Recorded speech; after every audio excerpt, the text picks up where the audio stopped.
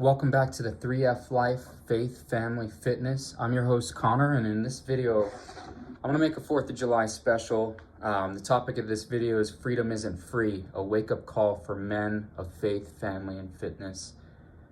We live in a country that talks about freedom consistently, and I don't think we, as Americans, are as appreciative of the society that we live in and some of these things that we're blessed with. There's countries in the world right now where you can't get food. You don't have something to eat. We have freedom of speech here in America. You can go anywhere and disagree with someone on their political beliefs or their religion, and you won't get killed for it, where some of these things aren't occurring in other countries. And freedom comes at a cost, and that's it's true. Freedom's not free. There's a big toll that we've paid as a country, a lot of blood that's gone into the freedom that we see today in America, and that's it's something we need to cherish and be thankful for. So I want to go through a few things on the topic of faith, family, fitness, and freedom that kind of pertain to that.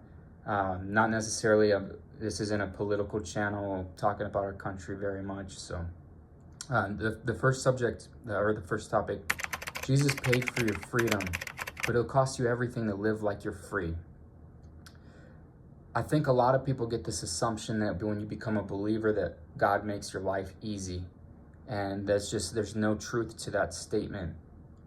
Throughout the Bible, everybody that was a believer, they went through many trials and tribulations. A lot of people gave their life for their belief in Christ, especially after the resurrection. The disciples and a lot of the other people that saw Christ, they ended up being murdered and killed for their belief in Christ.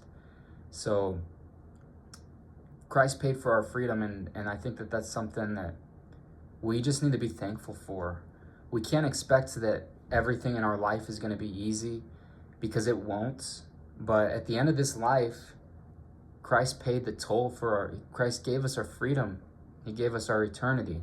And I think that that's when we get the blinders on and you think about your daily situation and how your life is bad at the moment or something like that, that's something that we don't think about.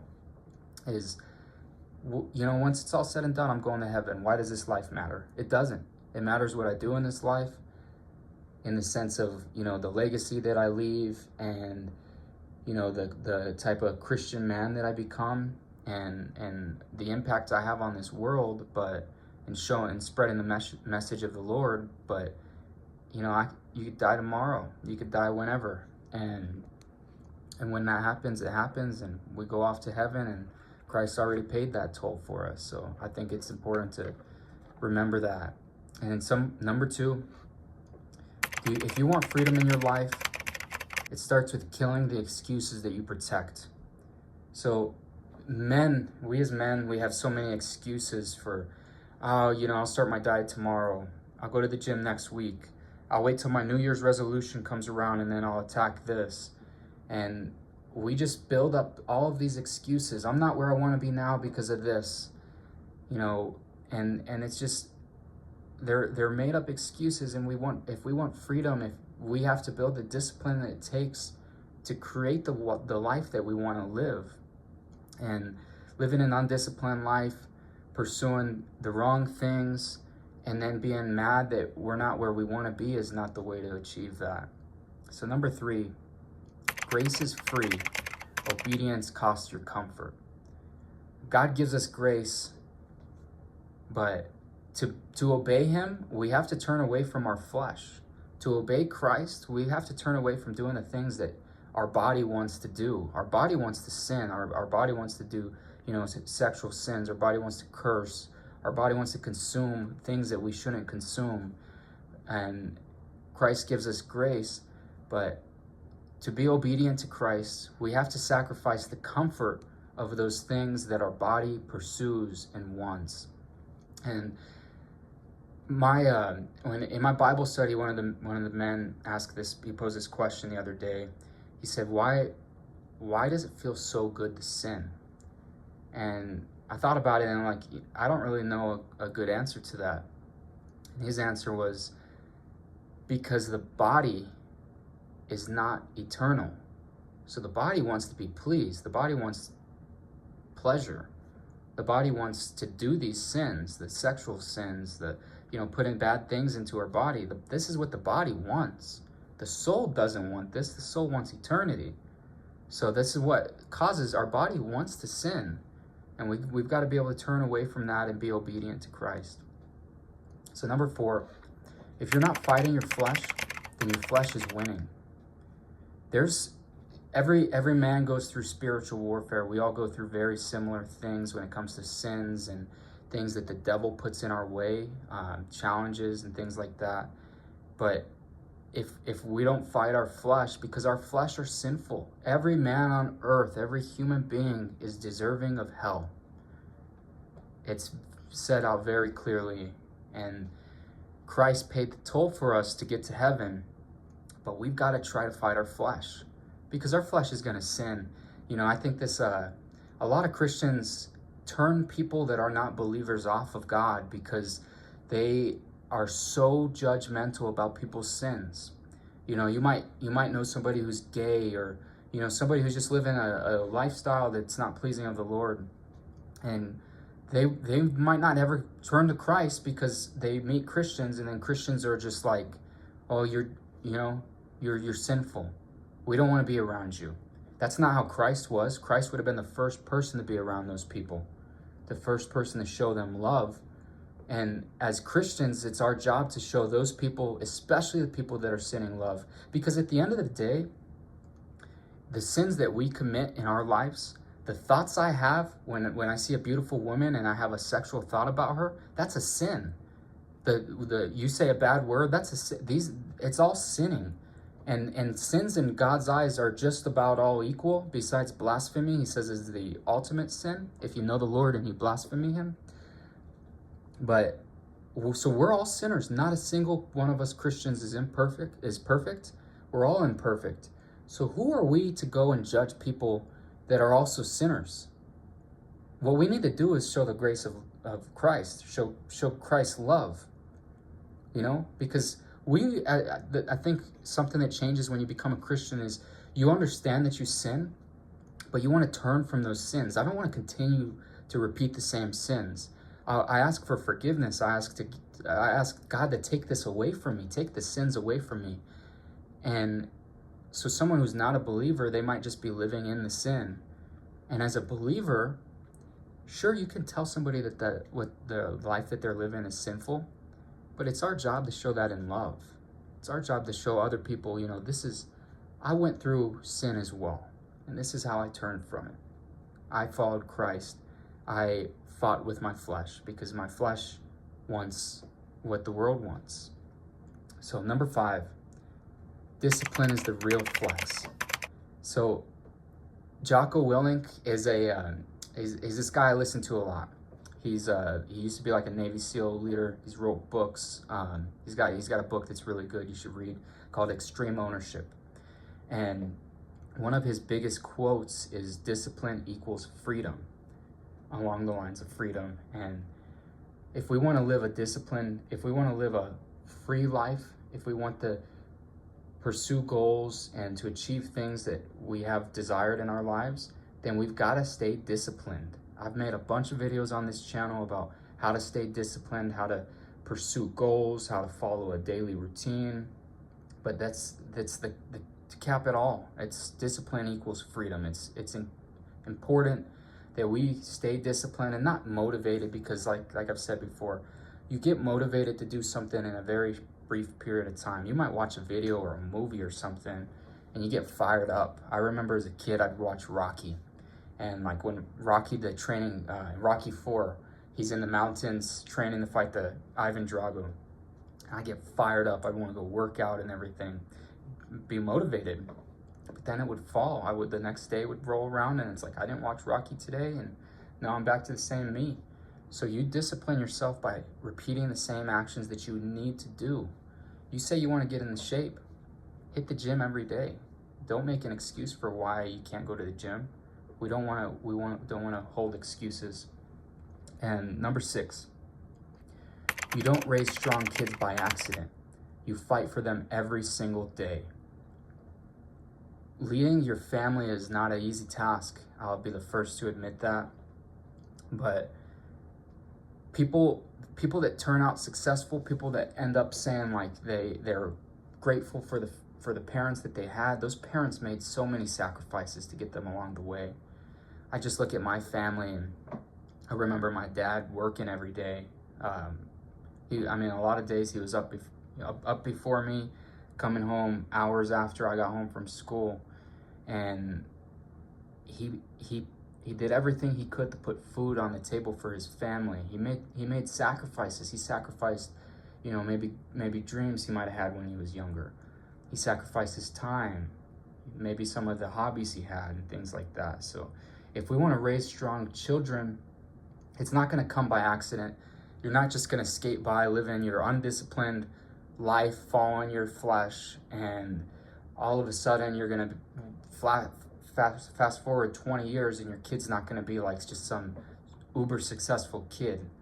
Like, sure, it's possible. A lot of people from bad situations do wind up in a good position, but if we want to raise successful men and women and strong kids, we've got to fight for that. We've got to be disciplined in what we do every single day and how we raise our kids. So it's number 6. Number 7, the cross wasn't comfortable. So why should Christianity be? Christ, you can go through this and you can watch The Passion of the Christ. I recommend reading scripture because I don't know, and I'm excited for the next season of The Chosen, the show, because I want to see how they show the crucifixion. But even The Passion of the Christ, this is a movie that I'll break down in tears watching this. And this movie is just like, it's a watered down version of what happened. Christ was beaten so badly that his intestines were out of his body. He was beaten so badly he was mutilated. You couldn't even see his genitals. He was beaten so badly that his spine was exposed through his skin, and then he carried the cross. And then you got to imagine how much blood he gave up, and all the pain that he went through, the lashing, the torture, that he paid that toll for our salvation. So why should we expect an easy life? We shouldn't. Our life is not, it's not meant to be easy. It's not what God doesn't say, you're a Christian now, let's make your life easy.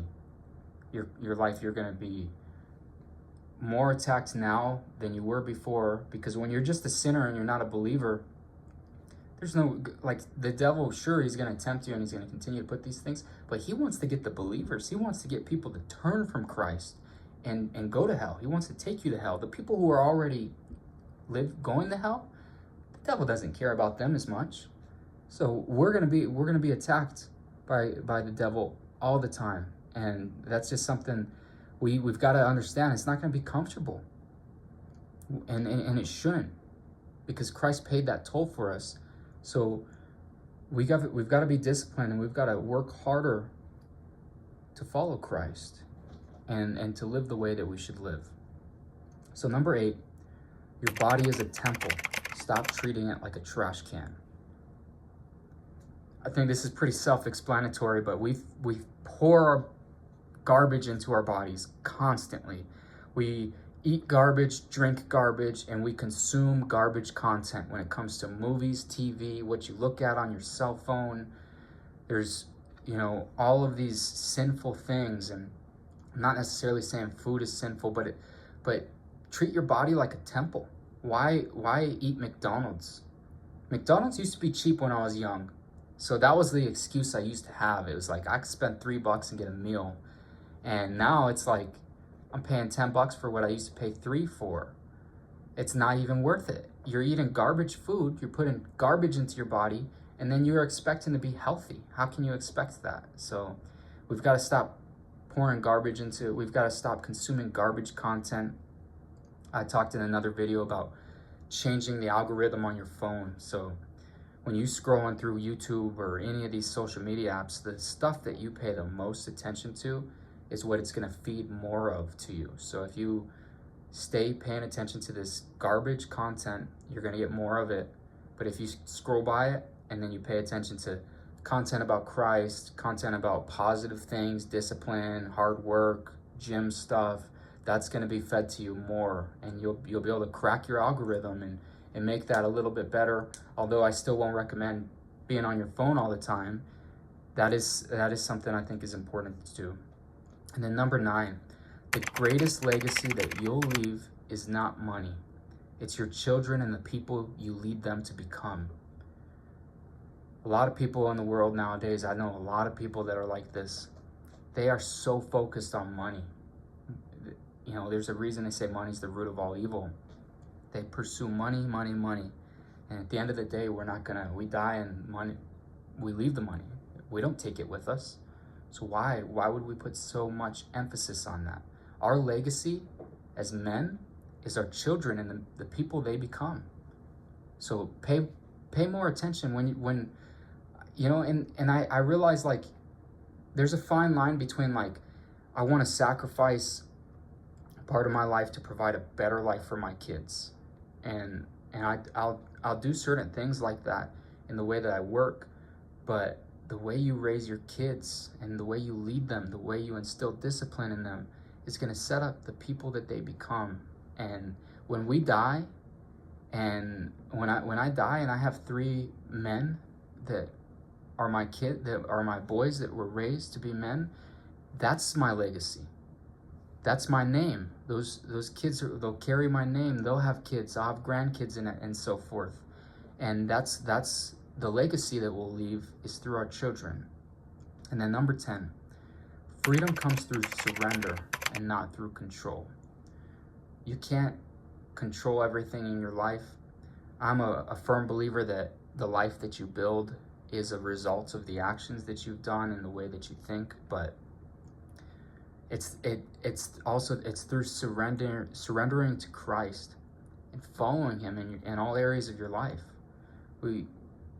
He gave that sacrifice that we talked about. It's you give your life to Christ. This isn't just a one-time prayer. It's my life. My whole life is towards Christ now. They say that, like, when God talks about he talks about, like, the order of importance in your life. It's God first, always. So surrender to Christ and allow him to control your life. So that's it. Freedom isn't free. And if you made it this far in the video, if you enjoy this type of content, faith, family, fitness, I want to offer self-improvement. I want other men to improve themselves in the way that I did, and anything that I'm able to provide. So thank you for tuning in. Please like and subscribe. And as always, God bless.